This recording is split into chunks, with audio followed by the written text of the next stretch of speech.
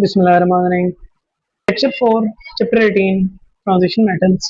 इसमें जो टॉपिक हम डिस्कस कर रहे हैं वो है transition metal complexes. Previous lecture में जो लेक्चर 4 पार्ट 1 था उसमें हमने ट्रांजिशन मेटल्स किस जो है वो किस तरह से कॉम्प्लेक्स बनाती हैं और ट्रांजिशन मेटल्स के जो कॉम्प्लेक्स हैं वहाँ पे सेंट्रल मेटल आयन किस तरह से बिहेव करता है, लिगेंड क्या चीज़ होती है। लिगेंड को हमने फिर क्लासिफाई किया था on the basis of charge कि एन आयनिक लिगेंड क्या होते हैं, न्यूट्रल लिगेंड्स कैसे होते हैं और कैट आयनिक लिगेंड्स कौन से होते हैं। आज हम उसी लेक्चर को आगे कंटिन्यू कर रहे हैं। लेक्चर 4 पार्ट बी है आज का lecture, classification of ligands on the basis of number of electron pairs that they donate. कि एक लिगेंड जो है वो कितने इलेक्ट्रॉन पेयर डोनेट कर रहा है उसकी बुनियाद पर लिगेंड्स की क्लासिफिकेशन करेंगे। तो सबसे पहले जो है वो क्या है, मोनोडेंटेट लिगेंड्स। मोनोडेंटेट लिगेंड्स क्या होते हैं? Monodentate ligand is a species that can donate only one pair of electron. एक ऐसा लिगेंड जो कि सिर्फ एक इलेक्ट्रॉन पेयर डोनेट कर सके। ये एक ऐसी स्पीशीज जो कि एक इलेक्ट्रॉन पेयर डोनेट करे, किसको? सेंट्रल मेटल एटम को या सेंट्रल मेटल आयन को। तो ऐसे सब्सटेंस को क्या कहेंगे? Monodentate ligand. ऐसे सब्सटेंस को क्या कहेंगे? Monodentate ligand.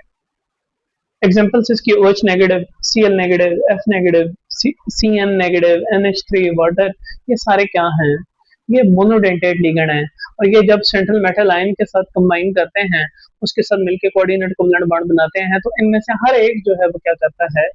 एक इलेक्ट्रॉन पेयर डोनेट करता है। तो यहाँ पे जब कोऑर्डिनेट कोवलेंट बॉन्ड बनता है तो सिंगल एटम इन स्पीशीज में से जो है वो क्या बनाएगा? कोऑर्डिनेट कोवलेंट बॉन्ड बनाएगा सेंट्रल मेटल एटम के साथ। इसके बाद हम बात करेंगे बाइडेंटेट लिगेंड्स पे। तो ऐसे लिगेंड्स जो कि जिनका एक आयन या एक मॉलिक्यूल क्या कर सके? टू इलेक्ट्रॉन पेयर्स डोनेट कर सके, ऐसे लिगेंड्स को हम नाम देते हैं bidentate ligands. Bidentate ligands can donate two pair of electrons to the central metal atom और आयन। सो इसकी एग्जांपल्स क्या हैं? Ethylene diamine NH2 CH2 CH2 NH2। ये क्या है? ये इथिलीन डायमीन। यहाँ पे इस इथिलीन डायमीन को अगर देखें तो CH2 CH2 इन दोनों कार्बन्स के ऊपर तो कोई लोन पेयर नहीं है और दोनों कार्बन अपने चार चार बॉन्ड पूरे बना रहे हैं, लेकिन ये जो बोथ साइड्स पे NH2 है, यहाँ नाइट्रोजन एटम्स पे क्या है? लोन पेयर है। तो एक लोन पेयर ये नाइट्रोजन देगा और एक ये देगा। ऐसा अब यहाँ पे ये एक मॉलिक्यूल जो है ये क्या कर रहा है? टू इलेक्ट्रॉन पेयर्स डोनेट कर रहा है, लिहाजा ये क्या होगा? ये बाइडेंटेट लिगेंड होगा। इसी तरह से अगर हम ऑक्सलेट आयन की बात करें तो C डबल बॉन्ड हो O negative, C double bond हो O नेगेटिव। अब यहाँ पे जो दोनों नेगेटिवली चार्ज ऑक्सीजन एटम है, ये ऑक्सीजन भी जो है वो एक इलेक्ट्रॉन पेयर डोनेट करेगा और ये वाला भी क्या करेगा? एक इलेक्ट्रॉन पेयर डोनेट करेगा। तो इस तरह ऑक्सलेट आयन में भी ये जो नेगेटिवली चार्ज ऑक्सीजन है वो क्या करेंगे? एक एक इलेक्ट्रॉन पेयर डोनेट करेंगे। तो ये पूरा आयन जो है वो कितने इलेक्ट्रॉन पेयर डोनेट कर रहा है? टू इलेक्ट्रॉन पेयर, जिसकी वजह से ये भी क्या है? Bidentate ligand. जी, तो मोनोडेंटेट और बाइडेंटेट लिगेंड्स के बाद हम बात करने जा रहे हैं पॉलीडेंटेट लिगेंड्स पे। ऐसे लिगेंड्स जो कि more than two electron pair central metal atom को डोनेट कर सकें, ऐसे लिगेंड्स को कहते हैं polydentate ligands. Any polydentate ligand is a general term used for any ligand that can donate more than two electron pairs to the central metal atom or ion is known as polydentate ligand. Polydentate ligand एक general term है। यहाँ पे भी हम कुछ थोड़ी सी specific बात करेंगे कि पॉलीडेंटेट लिगेंड्स में फर्दर फिर कौन कौन से लिगेंड्स आते हैं। Tridentate ligands, tetradentate ligands, pentadentate ligands और हेक्साडेंटेट लिगेंड्स। यहाँ पे मैंने ट्राई, टेट्रा और हेक्सा लिखा है, पेंटा नहीं लिखा, उसकी जरूरत नहीं है इस लेवल पे, FSC लेवल पे। ट्राइडेंटेट लिगेंड एक ऐसा लिगेंड जो कि सेंट्रल मेटल एटम या आयन को 3 इलेक्ट्रॉन पेयर्स या 3 पेयर्स ऑफ इलेक्ट्रॉन डोनेट कर सके, तो उसको कहते हैं ट्राइडेंटेट लिगेंड। और इसकी एग्जांपल क्या है? डाइथाइलीन ट्राइअमाइन। टेट्राडेंटेट लिगेंड एक ऐसा लिगेंड जो सेंट्रल मेटल एटम को 4 इलेक्ट्रॉन पेयर्स डोनेट करे, वो क्या कहलाता है?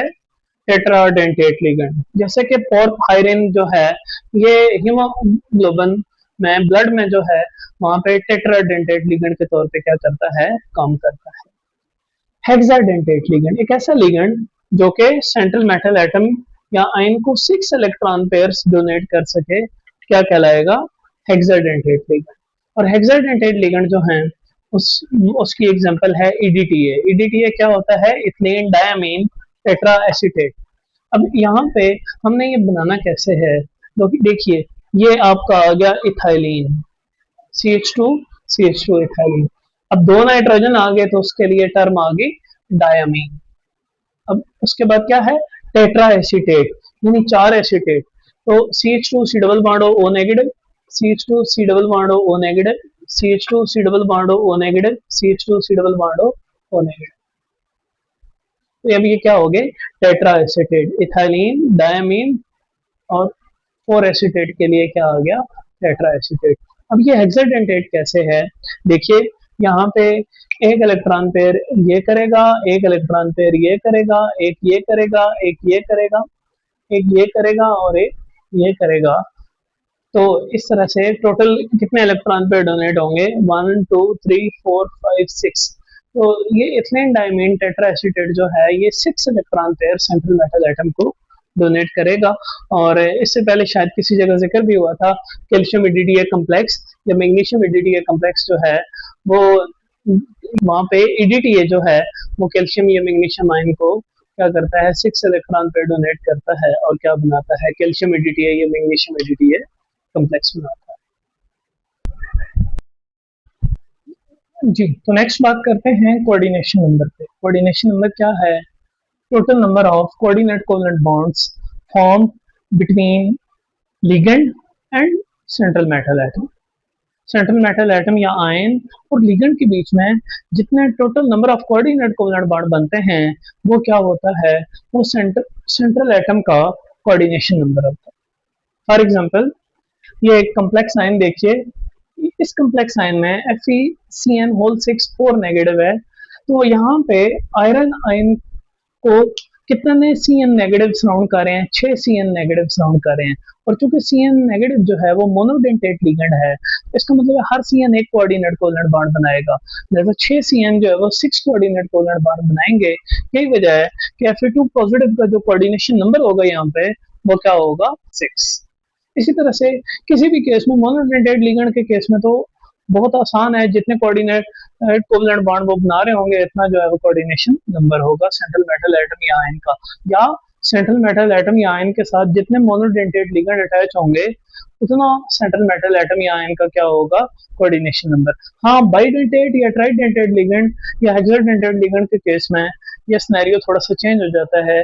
जैसे कैल्शियम ईडीटीए कम्प्लेक्स बनता है तो वहाँ एक ईडीटीए 6 कोऑर्डिनेट कोवेलेंट बॉन्ड बनाता है कैल्शियम के साथ, लिहाजा वहाँ पे कैल्शियम कोऑर्डिनेशन नंबर जो होगा वो क्या होगा, 6 होगा।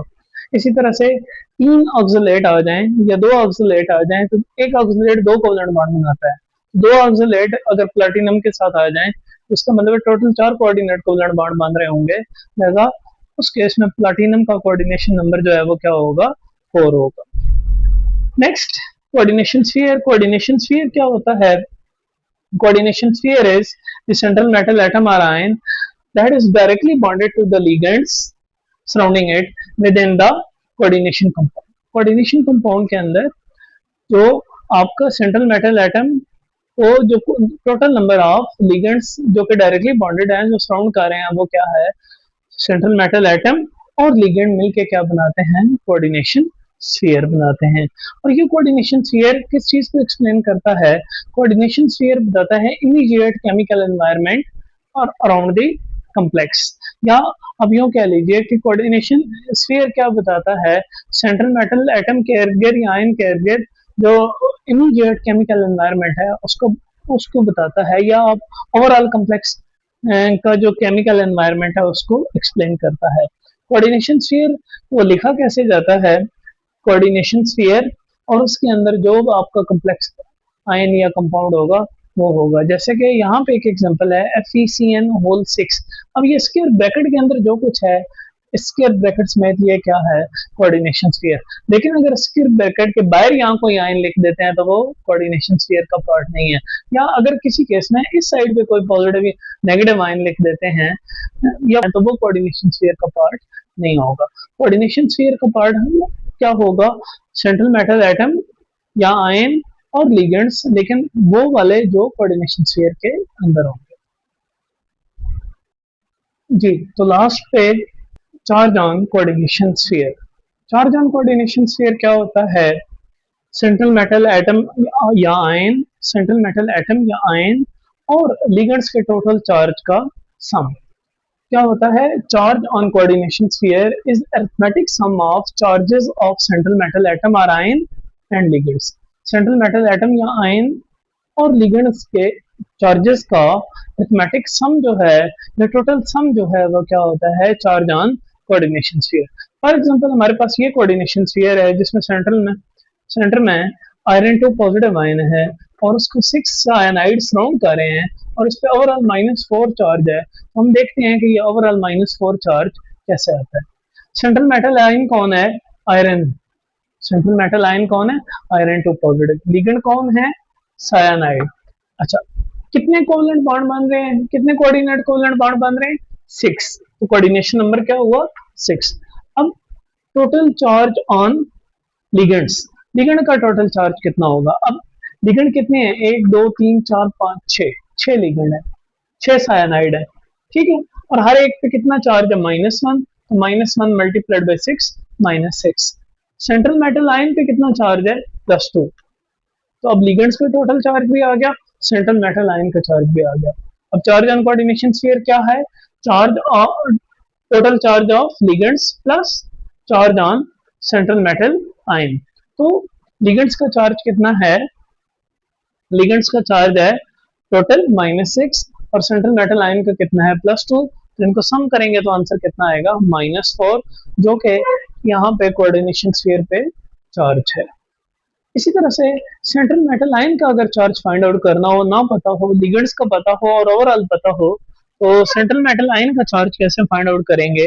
Charge on central metal atom या आयन किसके बराबर होगा, चार्ज ऑन कोऑर्डिनेशन स्फीयर जो ऊपर यहाँ बताया गया होगा, minus total charge of ligands और लिगेंड्स का टोटल चार्ज, ठीक है। अगर इस केस में निकालना हो, जो यहाँ ये वाला केस है, तो देखें total charge on coordination sphere कितना है, -4, दरम्यान में माइनस आ जाएगा। और टोटल चार्ज ऑन लिगेंड्स कितना है, -6। तो -4 + 6 हो जाएगा, तो -4 + 6 कितना आएगा, +2। सो हम यहाँ पे दो चीजें फाइंड आउट कर सकते हैं, एक तो charge on coordination sphere find out कर सकते हैं, और दूसरा अगर हमें सेंट्रल मेटल आइटम या आयन का चार्ज पता चलाना हो तो चार्ज ऑन कोऑर्डिनेशन स्फीयर और लिगेंड के चार्ज से वो भी पता चला सकते हैं।